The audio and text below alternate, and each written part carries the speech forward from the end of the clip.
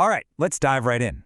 Today, we're going to break down a really strategic campaign speech from Delhi's Chief Minister, Arvind Kejriwal, which he delivered way down in southern India. He wasn't just there to shake hands, you know. He was basically there to sound the alarm, to paint this picture of a political takeover. So let's unpack exactly how he tried to do it. And he kicks things off with this bombshell of a claim. Right off the bat, he's not just talking about an alliance. He's using the word capture. He's reframing the entire election. Suddenly, it's not about choosing between two local groups. It's about, in his telling, liberating one party from another. I mean, that's a seriously powerful idea to plant in voters' minds right from the get-go. Okay, so here's how we're going to unpack his strategy. We're going to follow his speech pretty much step by step. We'll start with the warning he gave. Then we'll dive into his whole capture theory. We'll look at how he uses his own city, Delhi, as a kind of warning, contrast that with praise for the local government, and then see how he ties it all together in one final urgent plea. All right, first things first, you got to understand the setting here. Kejriwal isn't just speaking into a void. He's on stage in Chennai, standing right next to Tamil Nadu's Chief Minister M.K. Stalin. You know, that picture alone sends a really powerful message of a united front. In that context, it's absolutely crucial for everything he says next. And honestly, his whole speech, every single part of it, is built around this one big warning. Yeah, he is not being subtle about it. Every point he makes, every story he tells is designed to lead the voter to one single conclusion, that a vote for the BJP, AIADMK alliance is, as he sees it, a really dangerous choice. So how does he even build this case? What's the argument?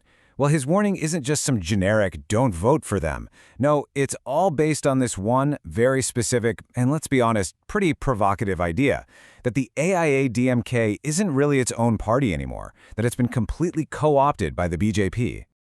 Just listen to the words he's using here. It's all about painting a picture of, not a partnership, but a total takeover. When he says the NDA is only the BJP, he's basically telling voters that the regional party they know and recognize, the AIADMK, has just vanished inside this alliance. He's trying to erase their identity in the minds of the voters. And this is where he zooms out a little bit, broadens the attack. He's arguing that, hey, this isn't just happening in Tamil Nadu, this is part of a national playbook. As you can see, he lays it out in 3 simple steps. First, you form an alliance. Second, you break your regional partner. And third, you take complete control. And to make it all feel a bit more real, he points to Bihar as his big example of this pattern. So all of this builds up to what he calls their biggest crime. In his story, the AIADMK's biggest mistake wasn't some policy decision. It was that they basically acted like a Trojan horse. The crime, according to him, was letting the BJP get a foothold in a state where, he claims, the people just flat out reject them. Okay, so to make this threat feel less like some abstract political theory and more, real, Kejriwal completely shifts gears. He brings the argument home, literally. He starts talking about his own state, Delhi, and uses it as a direct warning for the voters there in Tamil Nadu. His message is super simple. Look, we made a mistake in Delhi, and you guys should not repeat it. What he's doing here is trying to create this powerful sense of buyer's remorse, but before anyone's even cast a ballot in Chennai. It's pretty clever. And this right here, this is the heart of his cautionary tale. He lays out this super stark before and after comparison. On one side, you've got his government's welfare programs, free schools, free medicine, free electricity, and on the other side, what he claims happened after the BJP got more power. Work stopped, treatment stopped, and electricity bills went up. It's a really simple, really powerful story that's designed to hit you right in the gut. So, once he's laid out this big threat, he immediately pivots to what he says is on the line. He creates this really sharp contrast by shining a spotlight on the work of the current DMK government. He's framing their policies not just as, oh, this is good governance, but as something precious, something you could actually lose. And notice, he's not just talking in vague terms. He gets super specific, pointing to real programs that people can see and feel every day. A monthly payment for women, a breakfast program for kids at school, and money to help girls go on to higher education. This is classic stuff. He's making the political personal. And then he hammers this one number home, 1,000 rupees. See, that's not some abstract policy, right? That's actual money. By repeating this figure and claiming it's something special, he turns a policy win into something tangible, something you hold in your hand that you might be really afraid of losing.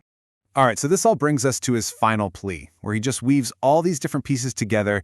He takes that big national warning, the story from Delhi, the praise for the local programs, and he merges them all into one single direct call to action.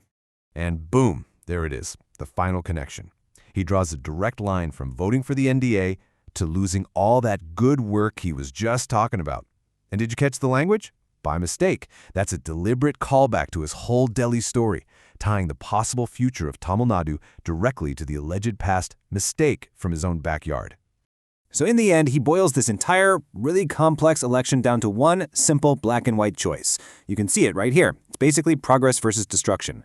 On one side, you continue the good work. On the other, you get what he calls an intention to loot. There's no middle ground here. It's a classic political tactic. Frame the choice in the starkest terms you possibly can.